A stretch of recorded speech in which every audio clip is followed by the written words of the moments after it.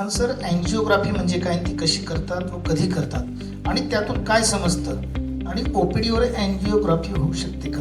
Basically आता बघा, तुम्हाला हृदयविकाराचा झटका आलाय किंवा तुम्ही छाती दुखतं म्हणून ऍडमिट झाला, तुमचं ट्रॉपाय पॉझिटिव्ह आलंय, ईसीजी मध्ये तुमच्या चेंजेस आहेत, इको केला तर तुमचे स्नायू व्यवस्थित हालचाल करत नाहीये, त्याचा अर्थ तुमच्या हृदयाला रक्तपुरवठा कमी पडतोय. आणि हृदयाला रक्तपुरवठा कमी पडतो म्हणजे हृदयाच्या ज्या काही रक्तवाहिन्यांबद्दल मी तुम्हाला सुरुवातीला माहिती दिली, करोनरी आर्टरीज.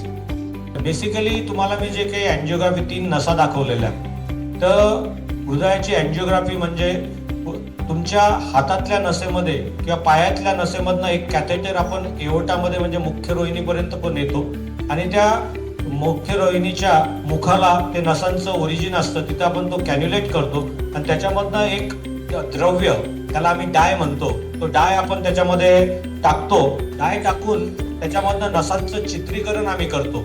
नसांमधनं चित्रीकरण म्हणजे वेगवेगळ्या अँगलमध्ये एक्सरे मध्ये ते नसा चेक करणे आणि ते डाय दिल्यानंतर रक्ताबरोबर ते डाय त्या नसांमध्ये पसरवलं जातं. रेडियल आर्टरी असते, पायामध्ये फ्युमरल आर्टरी असते.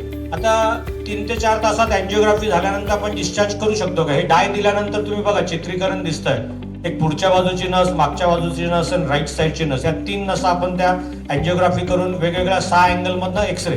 अँजिओ म्हणजे नसा, ग्राफी म्हणजे एक्सरे. एक्सरे करून 6 नसांचं चित्रीकरण करणे.